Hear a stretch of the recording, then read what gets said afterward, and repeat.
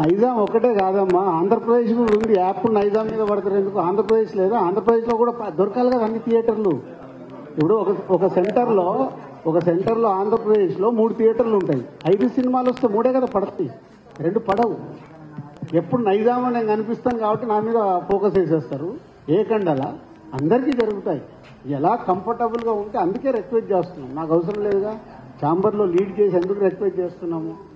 ఒక్కరు వెనకకి వెళ్ళారు కనీసం 4 సినిమాలకు కంఫర్ట్ అవుతుంది, కింద ఉన్న సినిమాలకు కంఫర్ట్ అవుతుంది. ఆ ఒక్క సినిమా మీరు ఏదని చెప్తారు రాజు గారు, ఎందుకంటే మీ మాట చెల్లుతుంది. అసలు అలా అనకండి. ఇమ్మీడియట్లీ ఏం చేస్తాడు, ఇక దిల్ రాజు గారి సినిమాని రావద్దన్నారంట, హెడ్లైన్స్ మీరే పెడతారు. నేను అందుకే ఎవరికి చెప్పదలుచుకోలేదు. మేము మీటింగ్ స్టార్ట్ అయ్యేకంటే ముందు అనుకున్నది అది. ఎవరికి మనం చెప్పకూడదు, వాళ్ళ ఇష్టం.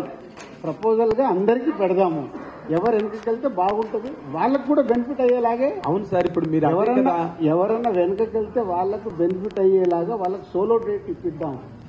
అప్పుడు ఏమవుతుంది, ఒకటే సినిమా వచ్చినప్పుడు వాళ్ళకి అడ్వాంటేజ్ అది. ఆ సినిమా ఏ సినిమా కావచ్చు సార్, అది మనకు తెలియదు. అందరికీ చెప్పాం, అందరికీ ప్రపోజల్ ఇది. అదే 26 రావచ్చు, 26 జనవరి ఖాళీ, సెప్టెంబర్ 2 ఖాళీ, మార్చి 7 ప్రస్తుతానికి ఇంకా ఖాళీగానే కనిపిస్తుంది. వెనకాల ఇన్ని ఖాళీ డేట్స్ ఉన్నాయి, లేకనే కాదు. సరే, మన ప్రియారిటీ నేను మీ అందరికి ఓపికగా సమాధానం ఇస్తాను.